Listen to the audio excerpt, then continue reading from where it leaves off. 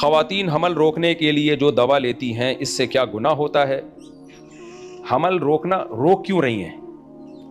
اصل سوال یہ پوچھنے کا ہے کہ حمل روکنا جائز ہے یا نہیں ہے.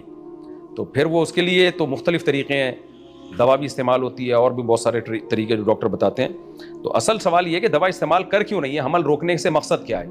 تو حمل روکنے کا مقصد اگر یہ ہے کہ بچے زیادہ ہوں گے تو لوگ کیا کہیں گے, لوگ کہیں گے اور کوئی کام نہیں ہے, جس طرح کے لوگ طنز کر رہے ہوتے ہیں نا, خود بھی حالانکہ پیدا ہوئے ہوتے ہیں, ان کی ماؤں نے بھی ان کو پیدا کیا ہوتا ہے. تو یہ پھر حرام ہے, ناجائز ہے, کیونکہ شریعت میں اولاد کی کثرت کی ترغیب ہے, اور جس چیز کو شریعت نے ترغیب دی ہو, اس کو باعث فخر بتایا ہو, اس پہ شرمندگی محسوس کرنا یا اس نیت سے روکنا کہ لوگ کیا کہیں گے, تو یہ حرام ہے. اس کا مطلب آپ کو اللہ پر اعتراض ہے اور نبی پر اعتراض ہے, آپ کو اسلام پہ اعتراض ہے. اسلام کہتا ہے کہ یہ اولاد کی کثرت یہ قابل فخر ہے, اور آپ یہ سمجھ رہی ہو کہ یہ شرمندگی کا باعث ہے, سوسائٹی میں شرمندگی ہوگی.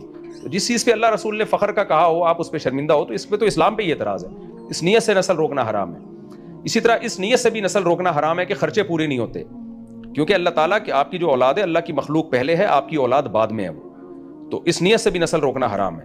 باقی اگر کوئی اس لیے نسل روک رہا ہے کہ 2-3 بچے ہو گئے, اب تھوڑا وقفہ ہو جائے تاکہ ان بچوں کو سنبھالنا آسان ہو جائے, یا یہ کہ کسی کو اولاد کا ویسے ہی شوق نہیں ہے, بدذوق آدمی ہے, یا عورت کی صحت کا مسئلہ ہے, تو پھر حمل روکنے کی اجازت ہے, اس میں گناہ نہیں ہے. لیکن ان دو نظریوں کے ساتھ اگر کوئی نسل روکے گا تو وہ گناہگار ہوگا. باقی شریعت میں ترغیب بہرحال نسل بڑھانے ہی کی ہے.